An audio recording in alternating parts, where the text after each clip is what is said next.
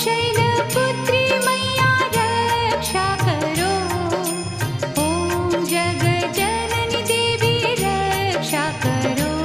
ॐ नवदुर्गा नमः। ॐ जगजननी नमः।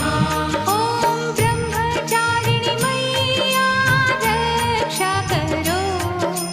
ॐ भवतारिणी देवी रक्षा करो। ॐ नवदुर्गा नमः। ॐ जगजननी नमः। ॐ चन्द्रघण्टा चण्डी रक्षा करो।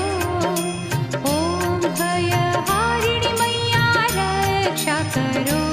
ॐ नवदुर्गा नमः। ॐ जगजननी नमः।